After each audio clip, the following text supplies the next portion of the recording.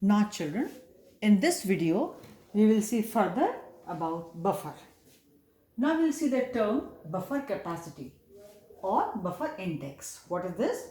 It is the number of moles of an acid or a base which when added to 1 liter of given buffer solution changes its pH by 1 unity.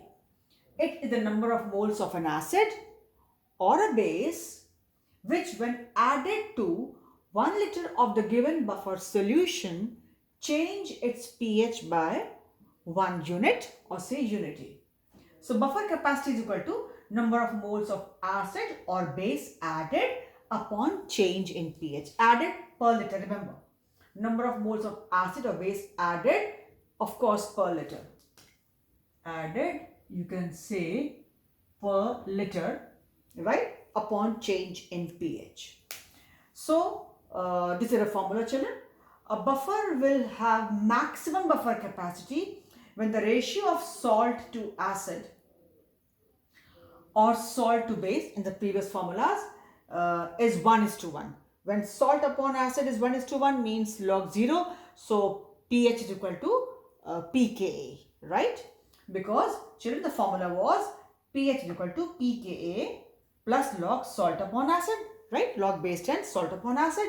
So thing is that children, when salt upon acid is 1:1 ratio, so it will be log 1 and that is 0. So pH will be equal to pKa, means remains totally unaffected. In such case, pH does not change.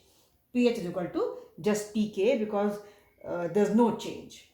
Now buffer action can be shown when the ratio of salt to acid is 1:10 or 10:1, so that pH range can be maintained from pKa plus 1 to pKa minus 1.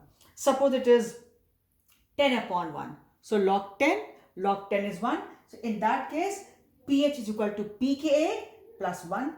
Suppose it is 1 by 10. In that case, it will be pKa is equal to minus 1. You can understand that much basic maths because the formulas were in the previous video.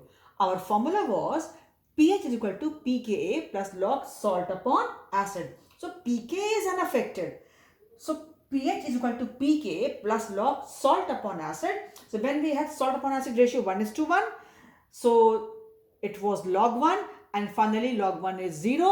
So pH is equal to pK. There was no change in the pH if the ratio was 1. But buffer action can be shown when the ratio of salt to acid is 1:10 or 10:1, so that pH range can be maintained from pKa plus 1 to pKa minus 1. That is all, right?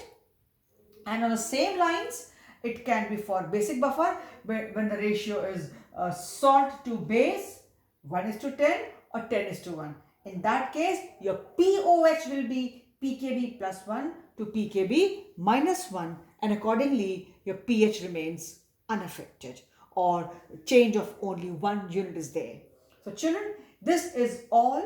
I repeat, the best buffer action is there when the ratio is 1:1. In that case, pH remains equal to pKa, right? But if it can also show the buffer action if the range is the salt upon acid ratio is 1:10 or 10:1. In that case, your pH is equal to pKa plus 1 to pKa minus 1 in that range. And on the very same lines, you can go for basic buffer. Salt to ratio will be salt to base, and in that case we go for pOH. pOH will be pKb plus 1 to pKb minus 1, and accordingly if you put the formula for pH calculation as I gave you, pH is equal to 14 minus pOH, you'll find that buffer action or buffer capacity can be seen.